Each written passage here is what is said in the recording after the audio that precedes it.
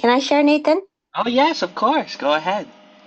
I have a 5 p.m. Zoom today for a prospect I've been trying to get over to come for a home BPM. And then I have my home BPM on Sunday. And I have a finally have an old coworker that's signing up for a workshop class on Monday.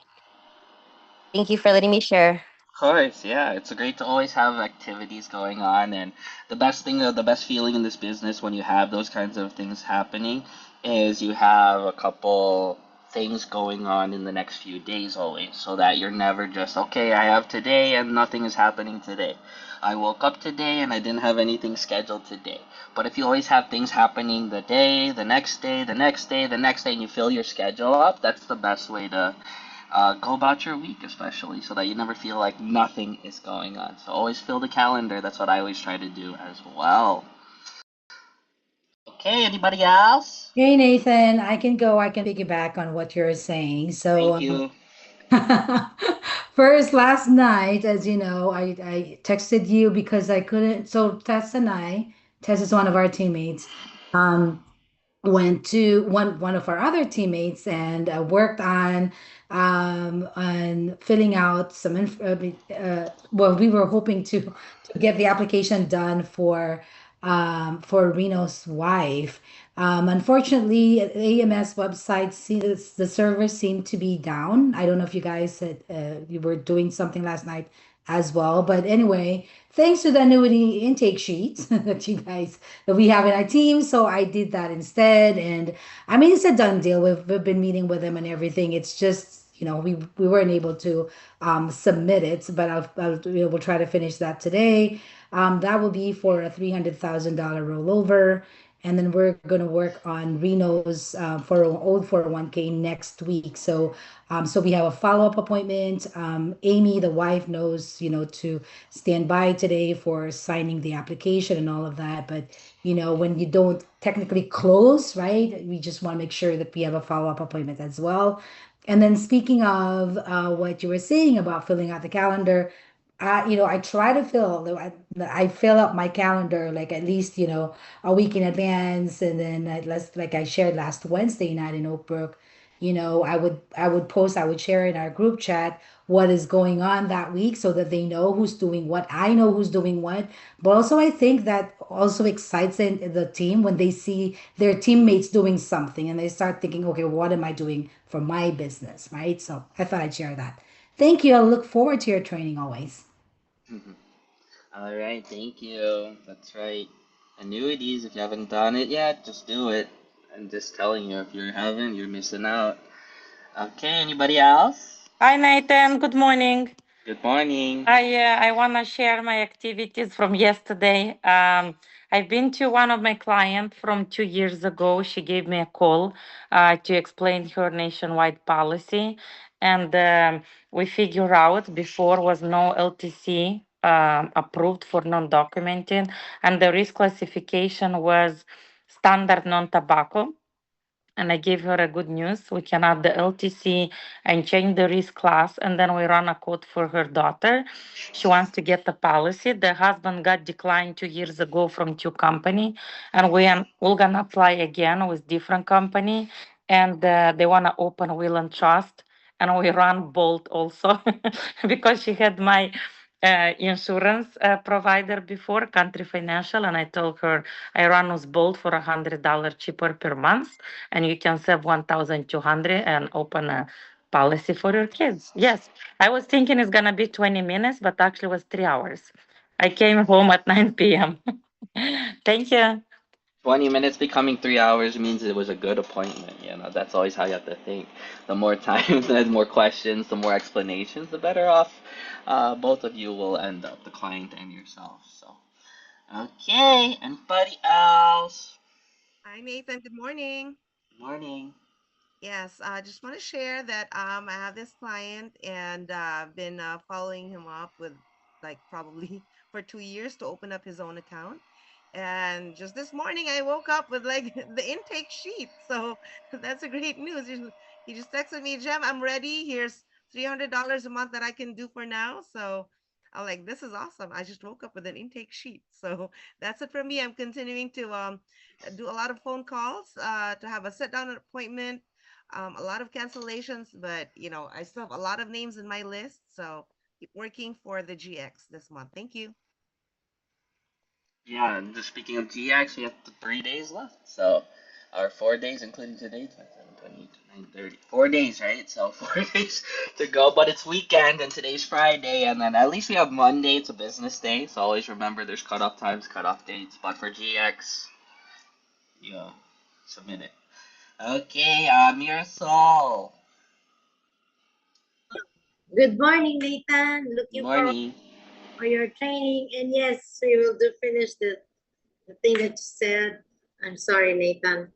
Um, yeah, I would like to share in behalf of my team. Yesterday, we went to Palatine, and well, that client or that prospect of my one of my team member has a positive that has a positive, solutions that we can offer. She doesn't have estate planning.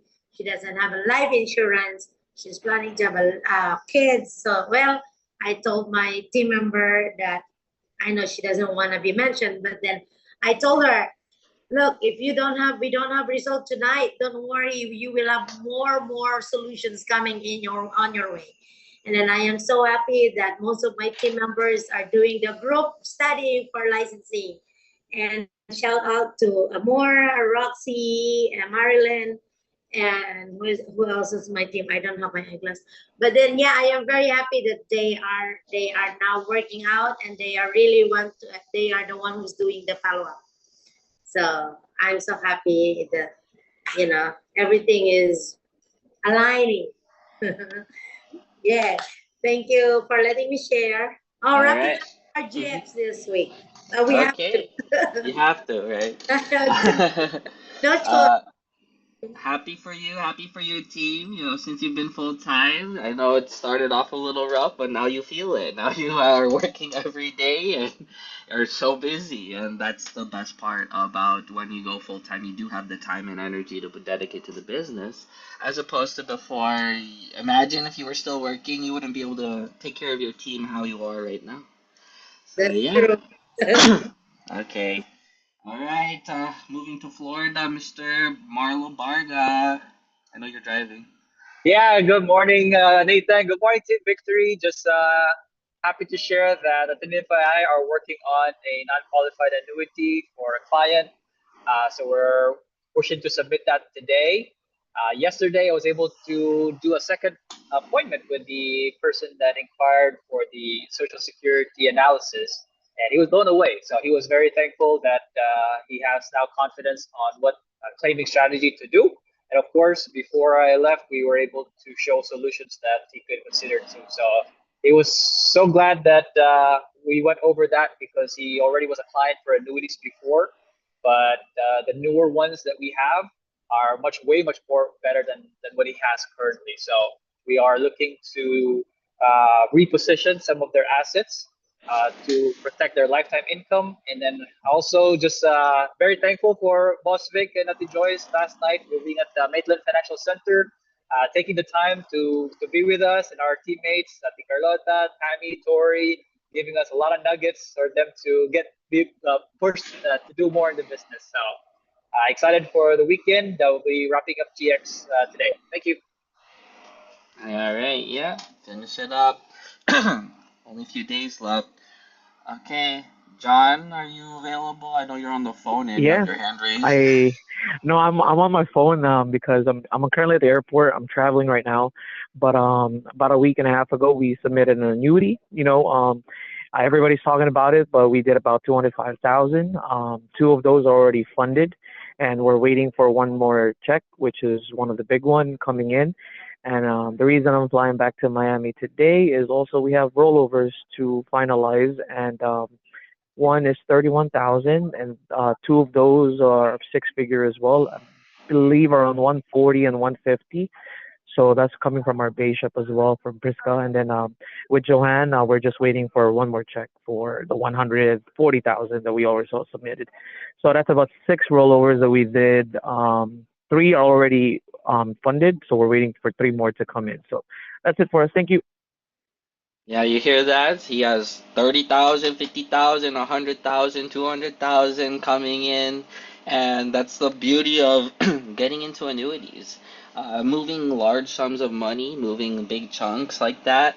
You're not going to see that with your average IUL client, but with all these people that have worked so hard for so many years, the main concern that they typically have when they decide to make the plunge and move their money to index annuities is safety. They want to grow their money safely, and they don't want to be exposed to the market. They don't want to be worried about the next war, disease, terrorist attack, invasion, plague. Does not matter what's going on in the world. Your money is safe, right? So yeah, there you go, John. What do you want to say about that? That's all I show to my client, and that's it. The growth and safety, the three circles, and then make them Bring it back realize. up real quick.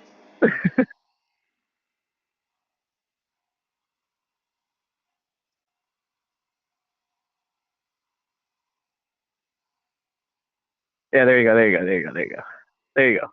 Yeah, a direct visualization of what it is. So yeah, index annuities.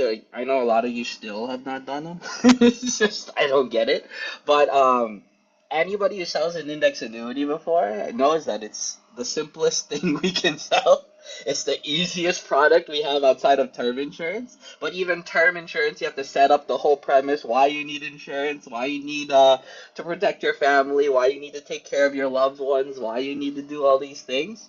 Versus as long as they have money, of course. Versus index annuity, it's okay. You want your money to grow safely. This is what it's gonna look like. Last 10 years, best 10 years, worst 10 years, 0% floor, 13, 14% bonus, or whatever bonuses there are, and that's it. What's the cost? What's the catch? You just leave it there, and it's like literally like 5, 10, 20 minutes at the most. And you're rolling over hundreds of thousands potentially, or tens of thousands, and that's still, and no matter what, it benefits our clients and it helps them. Okay, maybe one more. Anybody last?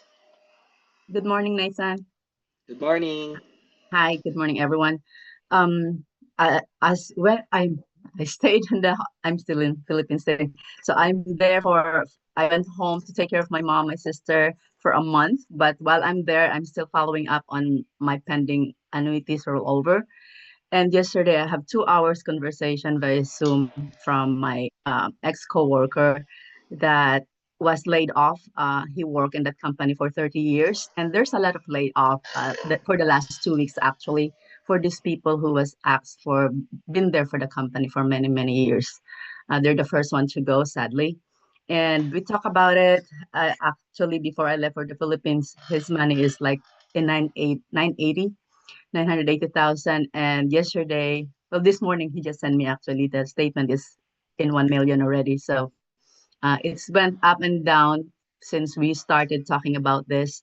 And now he's ready. So he's sending me right now the information so I can start the process. So I'm excited about that. So the 2 hours conversation with him yesterday, while I have somebody waiting for another transaction, really, but he overhear what we're talking about laid off for 30 years. And when I step out my home office, he's like, I'm in the same boat of whoever you're talking to. I was laid off the other day. I'm in IT. I was there for 30 years. And then I talked to him about, the fixed index annuity, the safety of it. And he said, okay, I'm taking my life back here and then we'll talk about it. Excited about that and other activities I'm having since I came back. Thank you. Everyone who does annuities were the people that shared today, right? So all the people that look for those 401ks, all those rollovers, they're the ones that shared today. It seemed like it. All right. So that's how you can get business outside of whatever you're normally doing if you haven't done it already. So you see that, you hear that, you hear these conversations that people are having. It's not just an IUL, not just protection. It's hey, you just got a new job. Okay, what'd you do with your 401k there? You just left it there? Great. I want to show you a solution that we have for you. 1 minute. Just give me 1 minute of your time. In the last 10 years, your 100,000 could have potentially been like 200,000. The best 10 years could have been like 400,000. The worst 10 years could have been like 190,000. Still pretty good. That's it. What's the cost? What's the catch? Your time. You have to leave your money there for 7, 10, 5 years. We can pick a timeline that works for you. And at the same time, you're not worried, you're not stressed about explaining other things, long-term care, life insurance. You're just talking about what? Money. Money growing safely. So start to build that into your vocabulary. The best way to find annuities, the best way to find 401ks or 403bs is you just have the casualist conversation with anybody. You say, "Hey, what do you do for work?" You know, everybody asks that. And then before they get you, they ask you the question of what you do. You ask them, and then they say, "Oh, I'm a nurse. I'm a da da da da da da da da da." And then you say, "Oh, how long have you been there?" "Oh, I just started last year." Ding, ding, ding. They look 30, they look 40, they look 50, whatever they are. They worked somewhere before. They worked somewhere before. Oh, what'd you do before that? Oh, I was at this company for 5 years. I was at that company for 10 years. Ah, how were their benefits? Were they any good? Yeah, they were all right. They were good. They were bad. Da da da. Oh, did they match their 401k? My company does like 5%. How about yours? Oh, they did like 6. Oh, you took advantage of that, right? Of course, I'm not a dummy. I took advantage of that 6%. That's free money. And then you say, oh, so you just left it there? And then you think to yourself, oh, so they worked there for 5, 10 years. It has to be usually over 10,000 now. Okay, let me bring it up. Oh, well, I just wanted to show you I'm in financial services, by the way, if they ask you or not. And then you say, this is one of our solutions that we offer to people with old 401ks from their old jobs or old 403bs. It's index annuity is what it's called. And if you have 1 minute of time, I just want to go over these numbers right here on my phone. The last 10 years, best 10 years, worst 10 years. I want you to know these 3 things, Mr. and Mrs. Client. There's a 0% floor. You cannot lose money if the market goes down. Number 2, this product has a bonus or no bonus, whatever you want. And number 3, what's the cost? What's your catch? Your time. You're young. I know you're like 30 years old, 40 years old, whatever. And then you say, you can just leave that money there until you retire. And that's it. That's what our product does. Really? That's great. That looks amazing. That looks too good to be true. Da da da da da da da da da. Well, if you have 20 minutes to sit down, we could look at the numbers in more details. We could run a quote, whatever. I'm busy today. Well, how about tomorrow? Let me look at my calendar. Well, I have an opening available at 3 p.m. Does that work for you? No, how about 7 p.m.? I guess, that's how it works.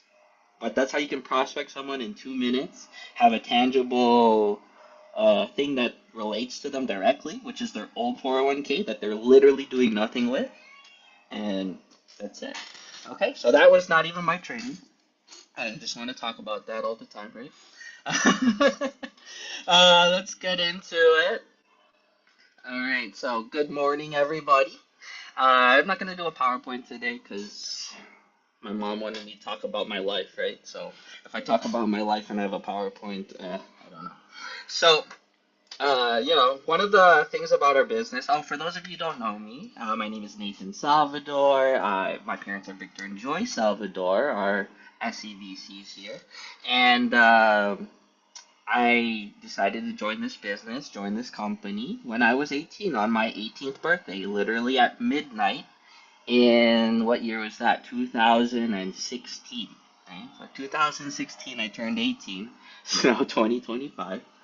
Or was that 2016? 2012. My bad. It's even longer, right? So I turned 18 2012. And I was thinking like graduation dates of college and high school. So 2012, turned 18, still in high school, still a senior. Kinda knew what my parents did, kinda didn't. But I knew we were in finance. We were in the business of helping people save and invest money, things like that, life insurance. Just I've been to the meetings a couple times, and conventions and trips, of course. And the main reason I wanted to do the business, or at least get involved, at least figure out what my parents are doing in more detail, is because of my upbringing. Is because of how I was brought up. Is because of at the same time, I also, if I didn't do this business, I would just be in computer science or coding or something related to computers and technology, because that's all I was passionate about back then. But when you're growing up in WFG, especially since I was 1 year old when they joined the company, then you experience the whole thing. You experience everything from the beginning of their lives to my life and how we grew up as a whole family in the business. So I always thought we were like middle class, probably. I always thought we were middle class because they didn't do anything super fancy. They didn't do anything super lavish that was excessive. They had decent cars. We traveled every year, but in our area that was kind of normal. So that's probably also why. Everyone travels at least in the summer or whatever. But I was known as the kid growing up in middle school and elementary school as the kid that went to Hawaii every year, and that's because my parents decided to work hard. They decided that they wanted to. Uh, Qualify for the Hawaii trip every single year, and they still have not missed Hawaii every single year since they first qualified, right? Maybe in 1995 or six, right? The second or third year in the business. So I always thought we were middle class, and I didn't really feel like we were anything special or anything. Maybe until I was in middle school or high school, that's when I was like, okay, maybe we're not just middle class. You hear numbers when we go to conventions or stuff like that. 250,000 ring earner, 500,000 ring earner, and it doesn't really click as a child until you Google like what is average salaries. You Google how much does this job make or that job make. How much is the salary? And back then, salaries for anything was like 30, 40, 50, 60,000. 100,000 was like California jobs, like working in software development or something. So I always thought that we were okay, even though by then they were making maybe 250, 300, 500,000. And then it wasn't until I was in college, though, that I was really like, okay, they're not normal. They're making over $1 million in income a year.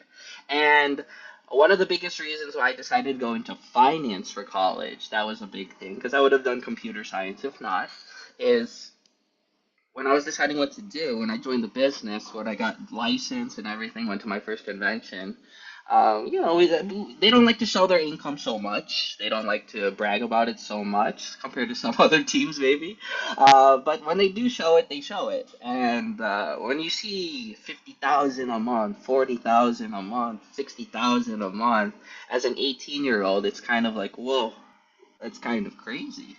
That's kind of very abnormal. That's kind of how do you do that? And that's what causes someone to want to do the business as a child growing up in it. That's what causes someone to have the inspiration to even think about doing the business. So when we're talking about legacy, when we're talking about how do I get my children to be involved, how do I get my family to be involved, how do I inspire anybody to want to do the business, things like that, you always have to remember that when you're growing up, typically, just in general, you aspire to be what? Like a millionaire. I want to win the lottery. I want to do this or that. And then you hit high school and you're like, I have to face reality. In order to do that, I have to get a good paying job. I have to go to a good college. I have to be a nurse, a doctor, a lawyer, an engineer, something like that. So how do you inspire someone to do this business? How do you inspire someone to want to inherit your business when you're not making so much money, when your business is very small, when you're just a small MD, SMD? And that's the reality that if you want your family to want to even learn about the financial education, to even want to learn about how money works, to even want to get a product for themselves, you have to lead the way. You have to show the path. And what a lot of people sometimes fail to do in this business is apply it to their own families. Apply the financial application, not just the education, but the application of I will be wealthy, I will be rich, I will have no debt, I will have a solid financial foundation, I will have a huge emergency fund, and I will have tons of investments. And not applying it to yourself is the biggest hurdle and showing your family that you're okay, that you're financially stable, that you're not using credit cards needlessly or just for points, whatever. But not drowning in debt and not showing bad habits and bad things to your family is the best way to show the reality of the business. Qualifying for super trips, not just paying, but qualifying. And then when you get there, what my parents always said was, we worked so hard to qualify for this trip so that you guys could go. right? So that the company will pay for us to travel, so that you can experience the world. And you have to show them that. You have to really impart that upon them so that they would want to even live the lifestyle that you have or live the lifestyle that you want to have if you're not quite there yet. So what does that all come back to? That all comes back to you still have to do the hard work in the beginning. You still have to do the hard things that you may or may not want to do because you have to sacrifice a little bit in terms of time. That's all it is in terms of time. Maybe friends and family a little bit. But that's when you realize who your real friends and family are eventually, is when you do the business and you start talking about it. And losing the comfort of a salary, of a job, is something that people are scared of all the time when you want to go full time. But if you really want to take it seriously, you really want to go hard, you really want to go big, you have to do those things sometimes. And I always tell people, even on sales or recruiting, that generational wealth is also one of those things that doesn't just casually happen. Generational wealth is not something that you just get lucky for. It's something that was properly prepared, properly planned, hard worked for by somebody in your family. Somebody in your generational line. So your grandpa, your parents, your great grandparents, someone somewhere down all the way up. And the reality with our business is most people here come into the business with nothing, with no generational wealth. They are the ones that are starting their family. They're the ones that are trying to raise them up from wherever to wherever they want to be, wherever their goals are. And building generational wealth is starts with you. That's always what I say. If your parents are leaving or are not giving anything or having great wealth or success financially, then it's up to you if that's what you want to provide for your family and your kids, your grandkids, your great grandkids, and in the future, and so on and so forth.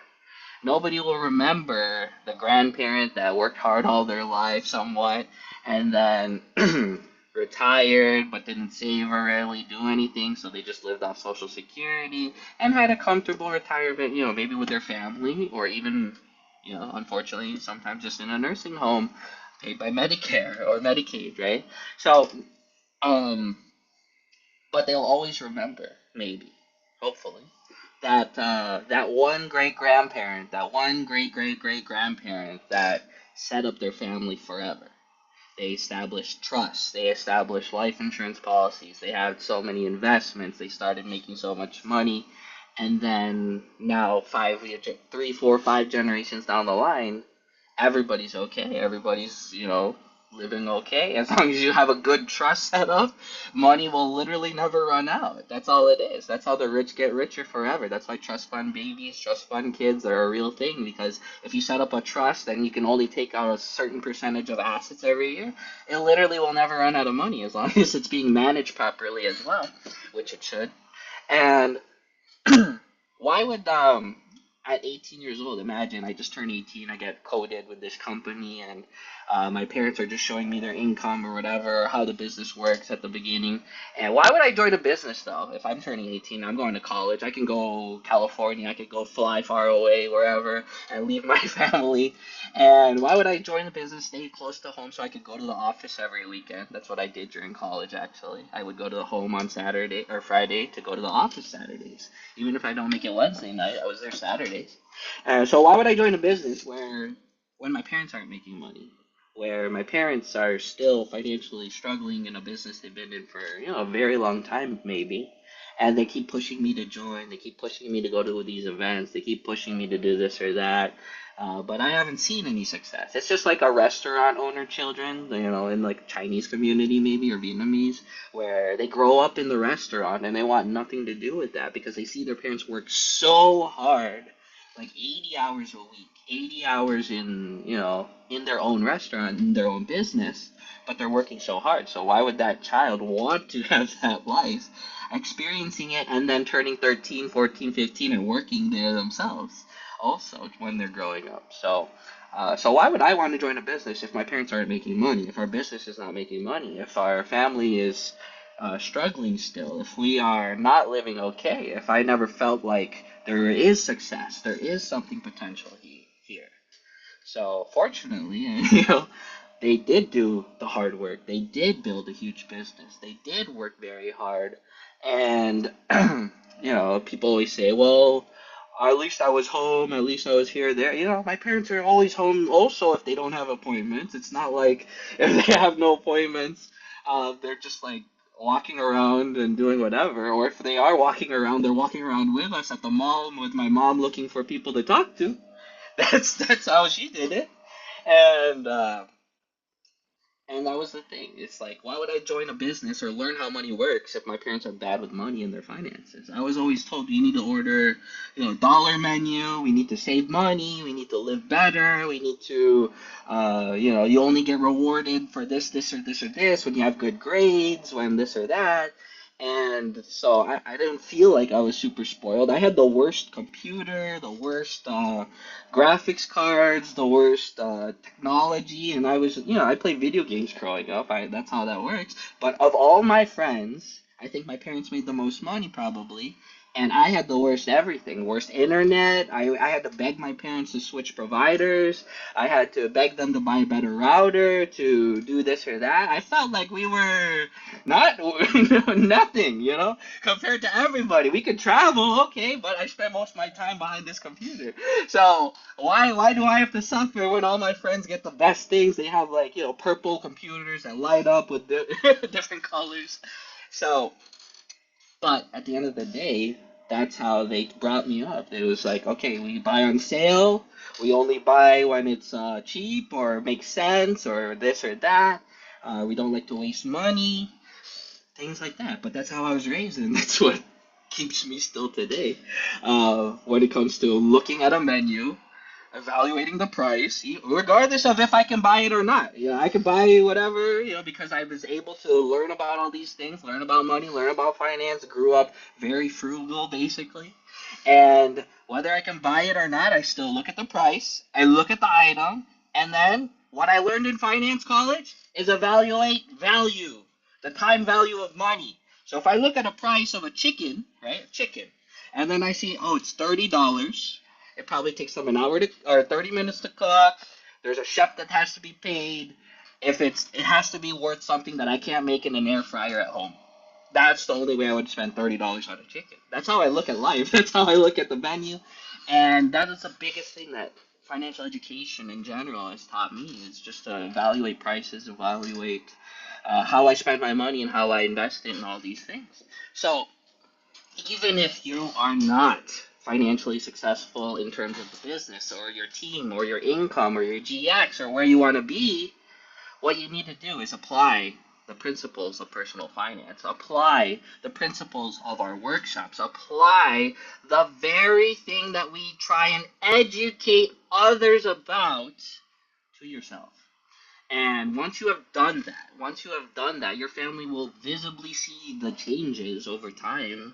Of course, it takes time. It's not instantaneous. It's a daily habit. It's your daily activities. It's your daily rituals of how you go about money and finances that do affect the upbringing of your children. And that daily upbringing will show always. And if you need to have a better life, you want to have a better life, you don't want to be as frugal, the solution is only to make more money. That's the reality. But if you also want to impact and impart all these financial concepts to your kids, because maybe they don't want to join the business, maybe they don't want to do the business, maybe it's not for them, maybe they don't know how to talk, I hate talking too, then what you have to do is at least impart upon them the financial concepts and education, but applicable to them, applicable to their life. Whether it's, oh, I was able to graduate debt free, me personally, my sister personally, without student loans because my parents saved and invested for us for our whole lives. That is something that will impact them, that will financially benefit them, that will financially help them once they graduate and don't have the burden of a student loan.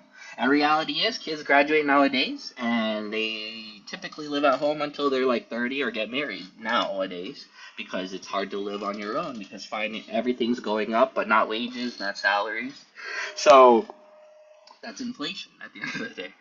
But that's a leg up. Imagine you graduate college and have zero debt, zero liabilities, have a high paying job or business, or you just make a lot of money, but you can save a lot of it. The problem is if you spend a lot, your kids see you spending a lot. You know, my mom hides when she buys stuff. My mom hides her bags when we were growing up. She would hide it, and then we'd be like, "Where'd you get that new thing?" Right? You know, she comes back from Europe. She'd hide her bag from Hermes or wherever, and then we just see it pop up at like her birthday dinner the next time. Right? Her next birthday comes up. That's the only time she brings out like the big bags, and then that's when we're like, "Whoa, that looks expensive." But it's not like they say, "All right, we're going to Hermes today, kids. Let's go talk to my private assistant that texted me that they have this new item today. We're gonna go buy this $15,000 bag today. Come on, get in the car." And then we go there, and then she's like, "All right, now I'm gonna lay back, relax, while they all cater to me." You know, I never saw that. I never experienced that, so that's why it never was a big thing to me either. But then you see some people, that's how they live their life, that's how they live their lifestyle, and then their kids inherit that. And it's very visible to me when I see other kids, when I see young people, when I see how their parents, you know, behave when it comes to money. And I'm not saying you can't enjoy with bags and purses or whatever. You do what you want to do. I'm just saying if you want your kids to have that financial education and apply it and feel like saving and investing money is a good thing, that's what we do. And that's what you have to do. But, you know, live your life. Everyone is free to do whatever they want. So, in summary today, if you want your kids to do the business, that's one thing. You have to be successful here. You have to be successful here. There's no way you can get your kids to want to do this business if you're not successful here and you don't have a big team, especially to quote unquote inherit, even though, you know, it's going to be like 50 years, right? But at the end of the day, you can always impart financial education and financial concepts and financial literacy, but you have to open the conversation also with your family. Yeah, I was the kid that grew up asking questions about how does this work, how does money work, how does the investments work, how does real estate work, how does buying a talk. When we were in the Philippines when I was like 16, I would even ask my dad like, "What's a QMD?" Right? Because we went to whatever like IMG convention or something, and I was like, "What's a QMD?" And the qualified marketing director, they already took that out of the system, right? Out of WFT. But he's like, "Oh, yeah, they make this much money." I was like, "Wow." And then I'd be like, "Oh, so when I was in the Philippines also, I was like, what if I bought a potato corner, right? If you know what a potato corner is. If I set up a potato corner, I put one person in there, you pay 50,000 pesos, and they make 1,000 a day or whatever, right? 2,000 a day in money. Right? You could do some business like that. But it's just easier to want to do this business because my parents are so successful, because they have built a big business. So that's what you need to do if that's what you want to do, right? Work on your business, build it huge, not even big. It has to be huge because even like a $250,000 business is like, okay, but you work so hard, you do this or that. Why would I want to talk to people? You know, growing up, kids don't want to talk to anybody. So it's a different generation you also have to think about. And then at least if you want to teach them about finance and education, you have to visually show it and talk about it daily. That's it. It just has to be visible, has to be there, has to be in your speech, your conversations, and have open conversations about that. And then maybe one day, when you do become successful, then they'll also want to do the business. Okay? All right. That's enough of me rambling for today. Just to remind everyone, we have 4 days left, including today, 2 business days. So wrap up your GX, get everything submitted, wrap up the recruits. Don't wait till Monday, do it by Sunday. And see you all soon next week. Bye. Thank you, Nathan. Thank you. Great testimonial. Like my kids, bad computer, no internet. Amazing